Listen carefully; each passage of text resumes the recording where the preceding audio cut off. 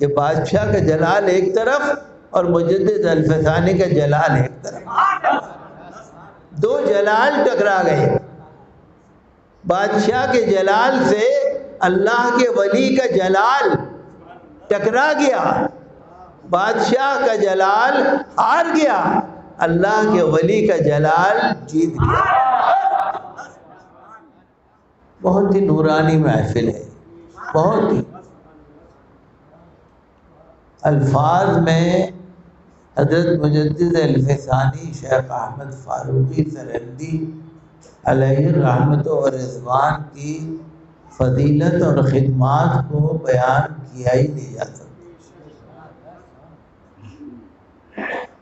ماشاءاللہ آپ تو اہل علم ہیں، مغل بادشاہوں میں اکبر اور جہانگیر ان کا بہت دبدبہ تھا۔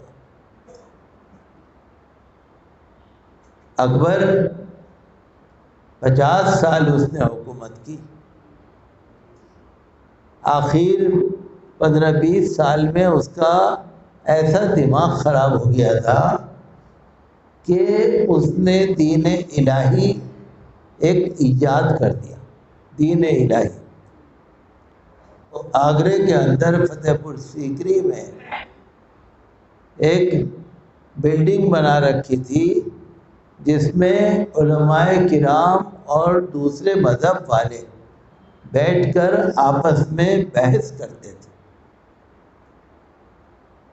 عیسائیوں کو بھی بلا لیا، بہت دور دور سے پوچھتا تھا وہ اکبر، بھائی عیسائیوں میں کون سب سے اچھا ہے؟ انہوں نے کہا فلاں، بلا لیا۔ ہندوؤں میں کون ہے، بت پرستوں میں کون ہے، آتش پرستوں میں کون ہے، سب بلا لیا، سب کو بٹھا کے بحث کرتا تھا۔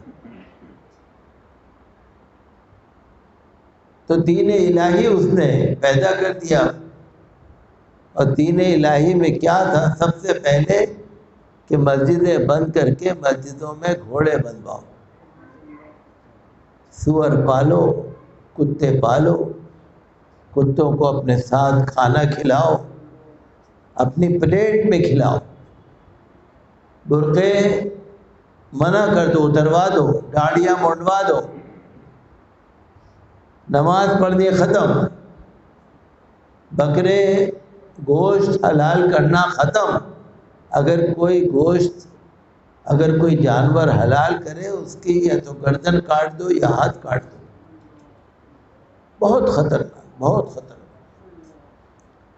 الفاظ میں کیا آپ کو بیان کروں، کیا تھا وہ؟ دیکھیے اللہ تعالیٰ کا نظام دیکھیے۔ اکبر کی ہدایت کے لیے اللہ رب العالمین نے افغانستان سے حضرت خواجہ محمد باقر باللہ رحمۃ اللہ علیہ کو ہندوستان میں دہلی میں بھیجا، وہاں سے بھیجا۔ یہ نظام قدرت ہے۔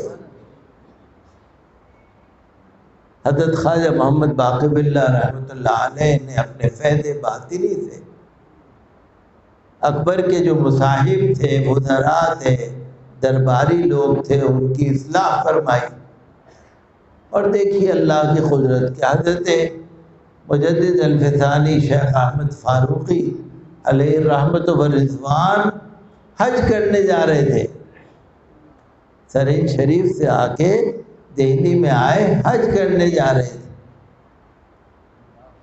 ایک بزرگ ملے، انہوں نے کہا کہ ذرا چل کر، ایک بزرگ ہیں خواجہ باقر باللہ، آپ ان سے چل کے مل لو۔ جب حضرت خواجہ محمد باقر باللہ رحمۃ اللہ علیہ سے حضرت شیخ احمد سرہندی فاروقی علیہ رحمۃ و رضوان ملاقات کی تو گرویدہ ہو گئے۔ سبحان اللہ۔ آپ کو معلوم ہے کہ حضرت شیخ احمد فاروقی سرہندی چشتیہ سلسلے کے بھی مرشد تھے۔ سلسلہ چشتیہ، سلسلہ قادریہ، سلسلہ سہروردیہ کے پیر طریقت تھے۔ کچھ ایسے نہیں تھے کہ کچھ بھی نہ ہو۔ تو حضرت شیخ احمد سرہندی فاروقی علیہ رحمت و رضوان کی وہ روحانی طاقت تھی، وہ روحانی طاقت تھی کہ اکبر تو مر گیا لیکن دین الہی کو چھوڑ گیا، اور وہ پورا گٹ کا گٹ، جٹ کا جٹ آگرے میں سارے دھرم کے لوگ چھوڑ گیا، اور جہانگیر اس کا جانشین بنا۔ ایک بات کو آپ یاد رکھیے، کسی چھوٹے غریب آدمی کو سدھارنا آسان ہے، بادشاہ کو سدھارنا بڑا مشکل ہے۔ آپ تاریخ میں پڑھ کے دیکھیے گا، جہانگیر بادشاہ کے دربار میں انگریزوں کے سفیر بھی جاتے میں لرزتے تھے۔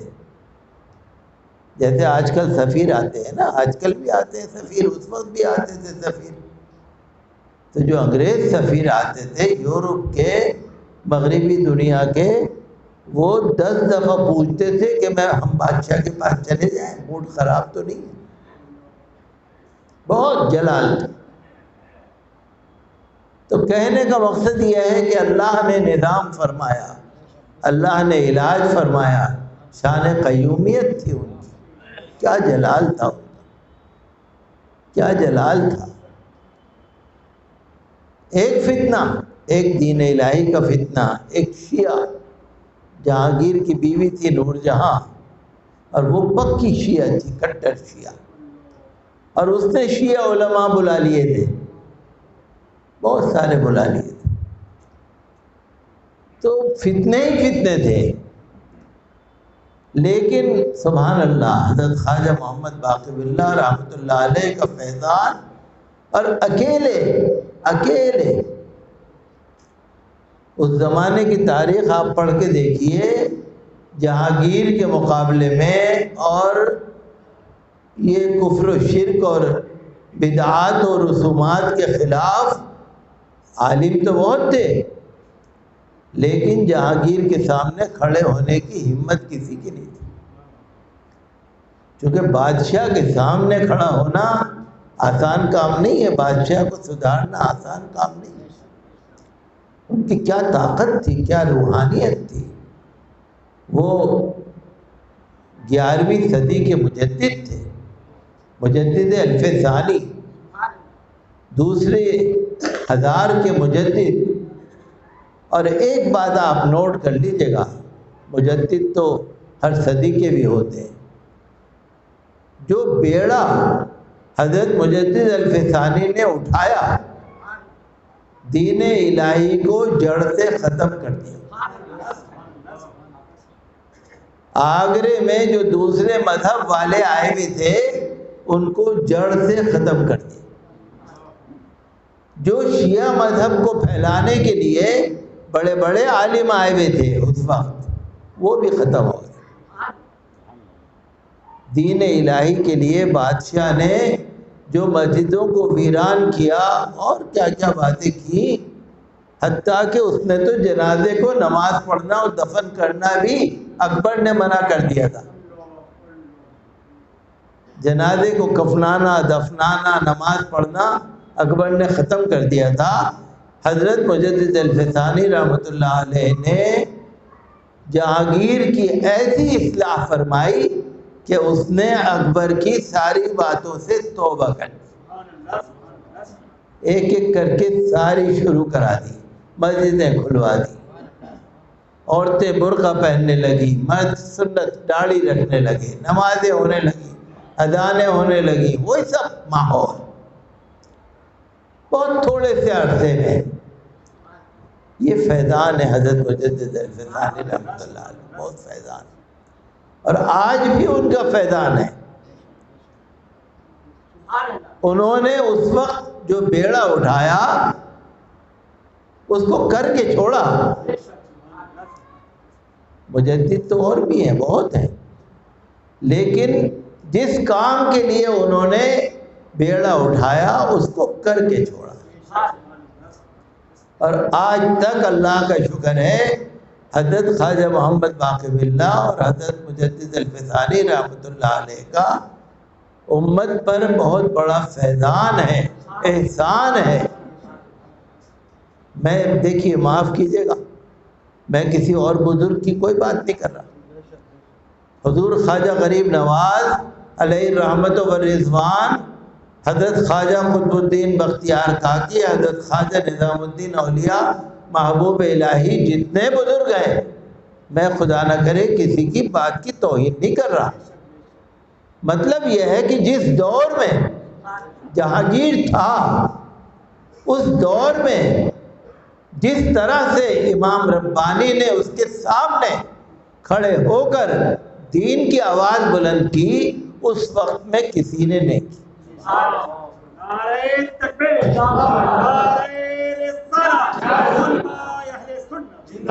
اور آج بھی اللہ کا شکر ہے، یہ مسجد فتح پوری بھی شاہجہاں بادشاہ نے بنائی۔ شاہجہاں بادشاہ جوانی سے حضرت مجدد الفسانی کا معتقد تھا،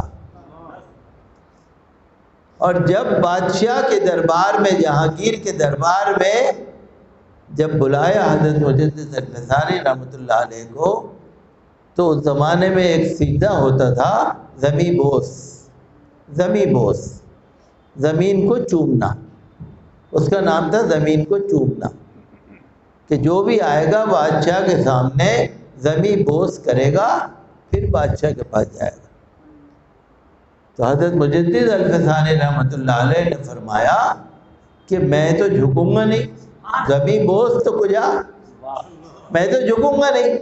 تو بادشاہ شاہجہاں نے، اس کا نام تھا شہزادہ خرم، شہزادہ خرم نے علماء کرام سے فتویٰ حاصل کیا، حضرت مجدد الفسانی کی خدمت میں آیا جب بادشاہ نہیں بنا تھا، اور فتویٰ دکھایا کہ حضور یہ فتویٰ علماء کا موجود ہے، بادشاہ کو جلال آ رہا ہے، یہ تو علماء نے فتویٰ دے رکھا ہے، جان کو بچانے کے لیے آپ زمیں بوس فرما لیں، شریعت میں رخصت ہے۔ حضرت نے فرمایا میں رخصت پہ عمل نہیں کروں گا، عزیمت پہ عمل کروں گا، میں شریعت پہ عمل کروں گا۔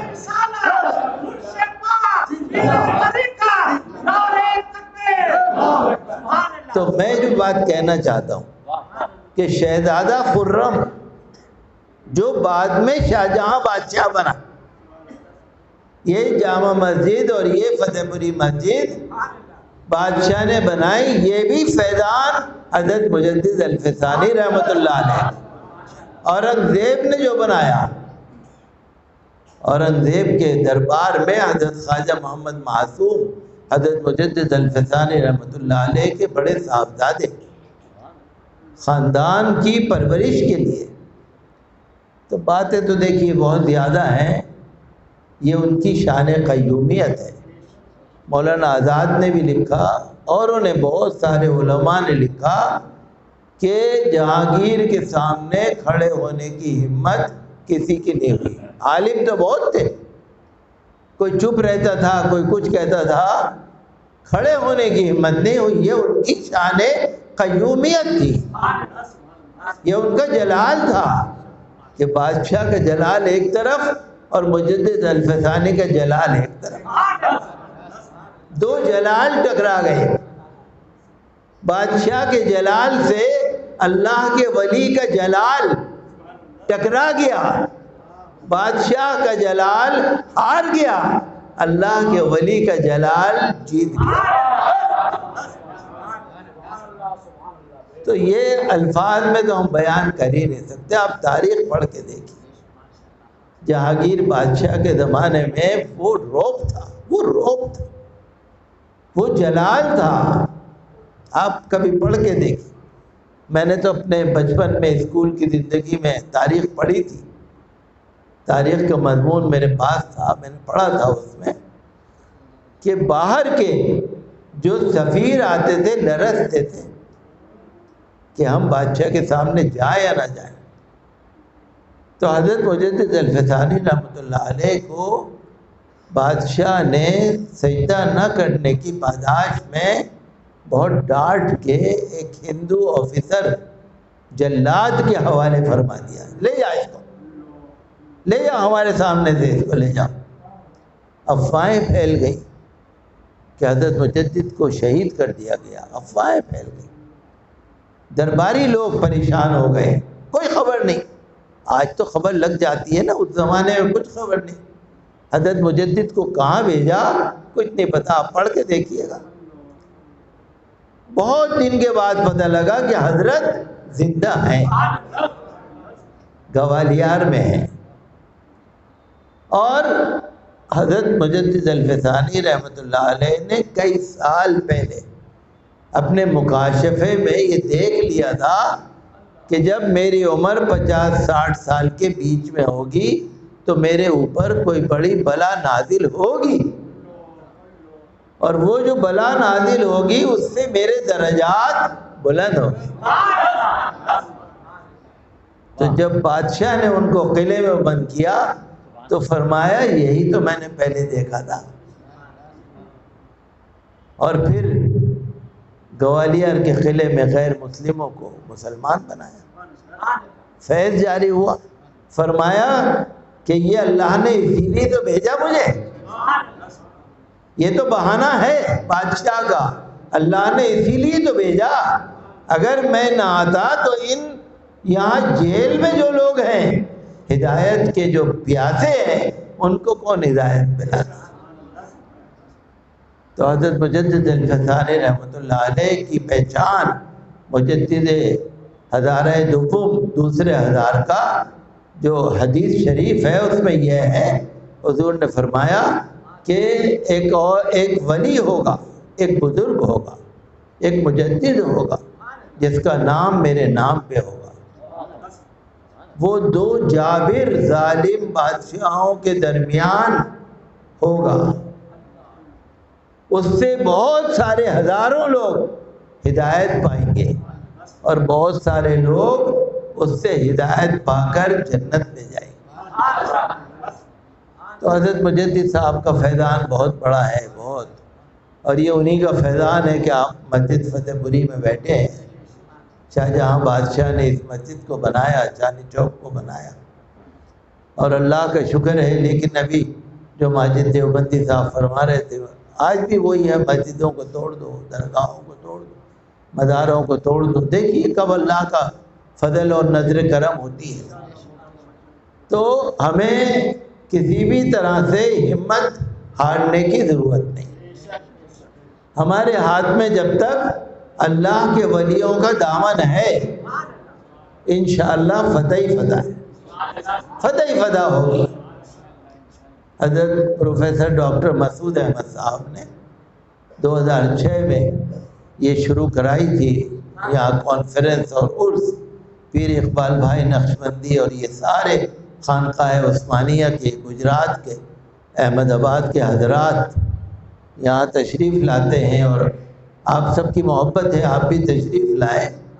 ہمارے صاحبزادگان، ہمارے بچے، ہمارے دوست، اور یہاں جو سامنے بیٹھے ہیں اور جتنے لوگ، میں ان سب کے لیے شکر گزار ہوں کہ یہ مبارک محفل یہاں پر منعقد ہوتی ہے۔ وقت کم رہتا ہے چونکہ اب تبرک ہے، کھانا ہے، پھر آپ کو جانا ہے، تو بہرحال اللہ قبول فرمائے۔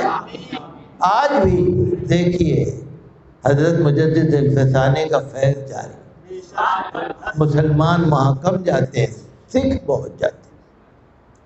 آج بھی سکھوں کے اندر جو محبت ہے اور جو مسجدیں آباد ہو رہی ہیں وہ بھی حضرت مجدد الفسانی علیہ رحمت و رضوان کا فیضان ہے۔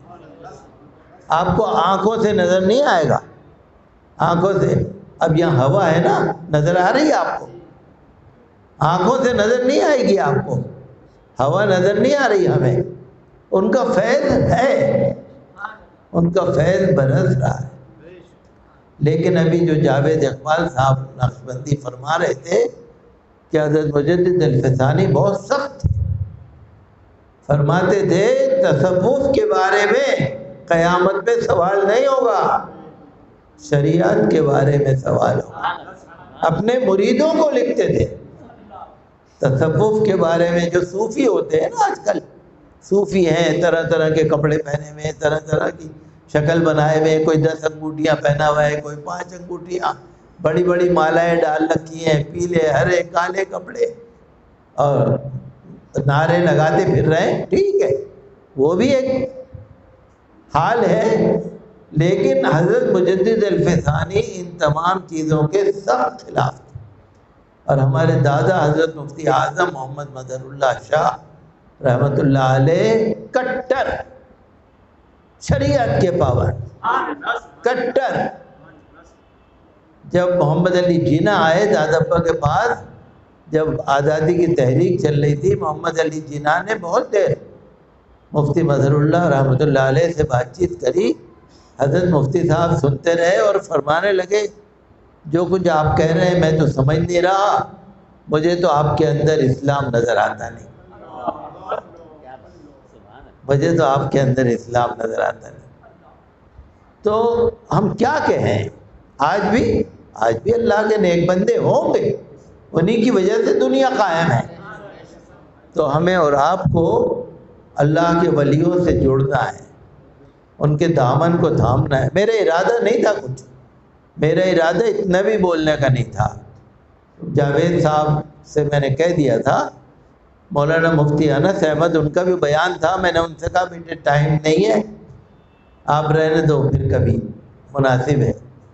لیکن آپ حضرات کا اصرار رہا، اور 1966 میں جون جولائی 1966 میں حضرت مفتی مظہر اللہ رحمۃ اللہ علیہ میرے دادا نے مجھے لے جا کر سرین شریف میں پیش کیا، وہاں پیش فرمایا، اور وہ دن اور آج کا دن برابر فیض جاری ہے، برابر فیض جاری ہے۔ بس آپ کا یہ جو موبائل کا ٹاور ہوتا ہے نا، موبائل کا ٹاور صحیح ہونا چاہیے، اور آپ کے موبائل میں سم صحیح ہونا چاہیے، اور بیٹری ہونی چاہیے، نمبر صحیح ملنا چاہیے، آپ کا موبائل کام کرے گا۔ تو حضرت مجدد الفسانی حضور خواجہ غریب نواز رحمۃ اللہ علیہ یہ بڑے ٹاور ہے، پاور کے پاور ہاؤس ہیں، بڑے پاور ہاؤس۔ بس آپ اگر جڑنا چاہیں گے، ٹھیک ہے، جو تار میں تار ملاتا رہے گا، آپ پیر صاحب کے ہاتھ میں ہاتھ دیں گے، سمجھ لیجیے آپ جڑ گئے۔ پیر صاحب کے ہاتھ میں ان کے پیر کا ہاتھ ہے، آپ نے پیر صاحب کے ہاتھ میں ہاتھ دیا، آپ کا کنیکشن وہاں سے جڑ گیا۔ اور جب آپ نے ان کا دل سے نام لے لیا، اور نام لینے سے نہیں بات بنے گی، ان کی بات پر عمل کر لیا، تو انشاءاللہ فیضانی فیضان ہے۔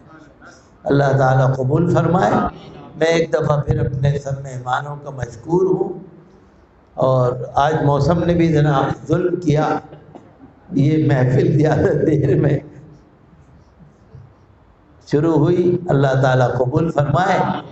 اور مختصر سا 2-3 شعر سلام پڑھا جائے گا، پھر دعا ہو جائے گی۔